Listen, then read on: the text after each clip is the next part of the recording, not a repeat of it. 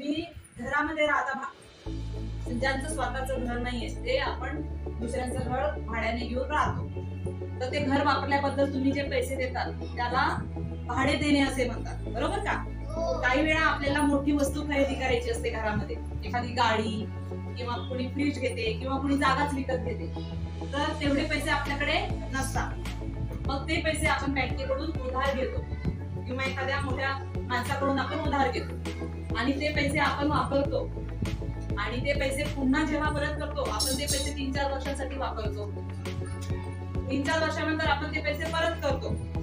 ते पैसे परत करताना आपण त्या पैशांचं भाडं देत असतो.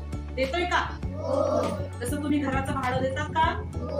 तसं ते पैसे वापरले म्हणून आपण त्या पैशांचं भाडं देतो. त्या पैशांच्या भाड्याला जे जादा पैसे आपण देतो त्याला म्हणतात सरळ व्याज. मराठी भाषेमध्ये एखाद्या वस्तू वापरली म्हणून त्याच्यासाठी जे पैसे दिले जातात त्याला भाडं देणे म्हणतात, पण गणिताच्या भाषेत मात्र त्याला काय म्हणायचं? बरोबर. मग आता त्याला 10 रुपये व्याज आहे, पण हे गणिताच्या भाषेत कसं सांगितलं जातं माहितीये का?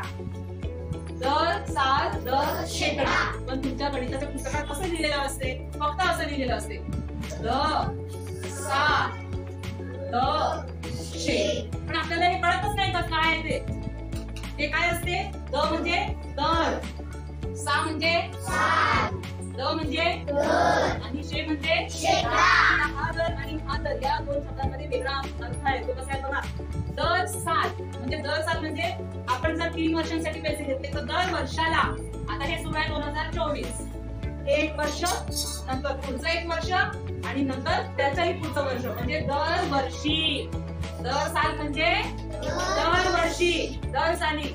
आणि दर शेकडा म्हणजे प्रत्येक 100 रुपयाला. शेकडा म्हणजे काय? शेकडा म्हणजे 100 रुपये. शेकडा म्हणजे 100 रुपये. इथं सरळ व्याज काढताना 100 रुपये. 100.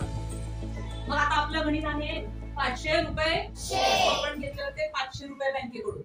आता आपले 500 रुपये घेतलेले दर साल दर शेकडा. दर होता 10 रुपये, म्हणजे दर वर्षाला दर 500 रुपयाला आपल्याला किती रुपये द्यावे लागणार होते? 10 रुपये द्यावे लागणार होते दर वर्षाला. या वर्षी आपण दिले 10 रुपये. मग आता मी हे 10 रुपये काढणार. पहिल्या वर्षी या 500 रुपयाला 10 रुपये आपण दिलेले आहेत. लक्ष तिकडे बघायचं. मी आता 500 रुपये वापरले बँकेकडून. मी प्रत्येक पहिल्या वर्षी या 100 रुपये मागे हे 10 रुपये दिले बँकेला, तर माझं व्याज जमा होत आहे. हा आहे बँक. बघा आता 100 रुपयाचे दर शेकड्याला 10 रुपये, दर शेकड्याला 10 रुपये, दर शेकड्याला 10 रुपये, दर शेकड्याला 10 रुपये, दर शेकड्याला 10 रुपये. पहिल्या वर्षात किती रुपये जमा झाले? 10, 20, 30, 40, 50 रुपये पहिल्या वर्षाचे जमा झालेले आहेत. हे मी बँकेत जमा झाले, तेवढे आपल्याला जादा द्यावे लागणार आहेत. आपल्याला द्यायचे. पुढच्या वर्षी तेच 500 रुपये आपण पुढे वापरले. हे घरून नका, आता हे झाले वापरून 500 रुपये, म्हणजे ते 500 रुपयावर. आता पुढच्या वर्षी परत 500 रुपये घेतलेले आहेत आपण, एकदाच घेतलेले आहेत.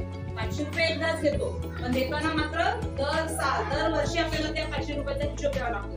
आता हे 10 रुपये, या 100 रुपयाला, या शेकड्याला हे 10 रुपये, दर शेकडा 10 रुपये, दर शेकडा 10 रुपये, दर शेकडा 10 रुपये, दर शेकडा 10 रुपये. किती 10 झाले दुसऱ्या वर्षी? किती व्याज झालं दुसऱ्या वर्षाचं?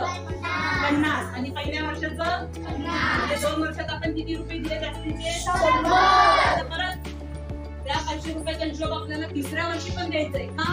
कारण तिथे लिहिले ना दर साल दर शेकडा. 500 रुपये एकदाच घेतले, पण त्या 500 रुपयाचा 3 वर्ष आपल्याला हिशोब करावा लागतोय, कारण 3 वर्षांचं व्याज आहे.